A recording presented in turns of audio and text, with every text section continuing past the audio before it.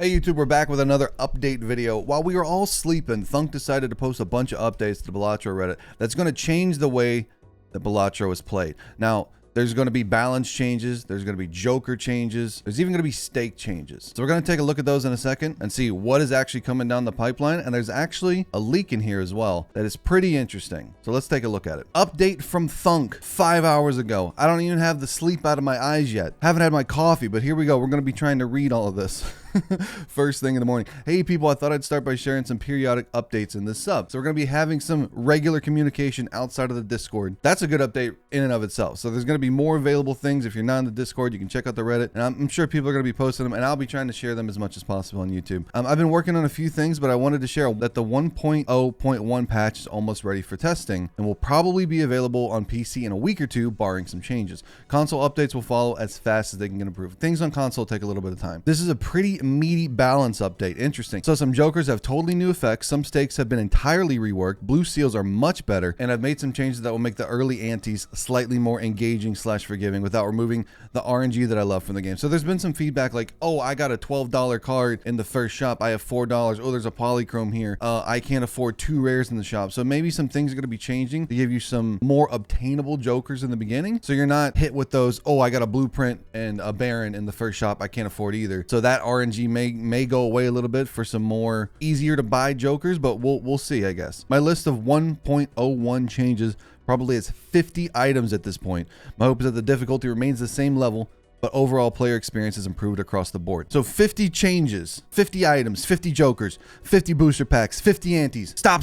Let him go. He's trying to do something. I don't want to get into too many specifics, but I'm swapping 2 of the stakes with 2 new joker stickers akin to the Eternal idea. Since I adore that design so much, I really think you'll love it. So we saw that in the last video. There's going to be some stickers added to jokers that could either be a timed mechanic or a money mechanic, or you have to pay a certain amount or do a certain thing in a certain amount of time. Otherwise they go away. We don't know. This is just all speculation. This is at least confirmation that those Joker stickers are going to be affecting stakes directly. And Thunk also said in my stream the other day that orange stake, as we know it, is going to change.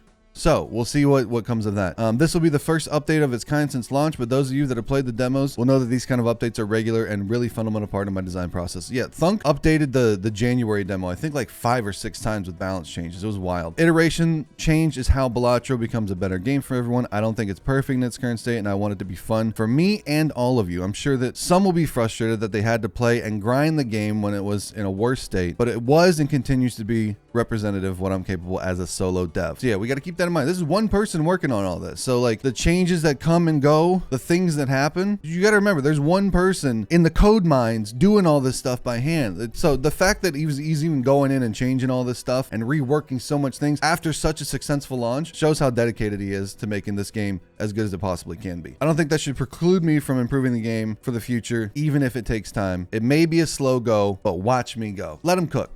And here's the spoiler, chat. Here's the leak. Just for fun, here's a specific leak. 8-ball will have a totally new effect, a 1 in 4 chance for a played 8 to create a tarot card when scored. So if you remember in the demo, 8-ball, you needed to play 2 8s and it would proc a tarot card. It was changed in the release that 2 8s would proc a planet card. There was a lot of conversation in the demo tier list between superposition and 8-ball. Oh, superposition's better, it's worse, 8-ball's better, 8-ball's so much easier to play than a straight. And then when the game came out in full release and it got changed to planets, the 8-ball stands disappeared. And I'm not saying that's funny because I'm a superposition fan myself, but it is good that 8-ball is getting a buff.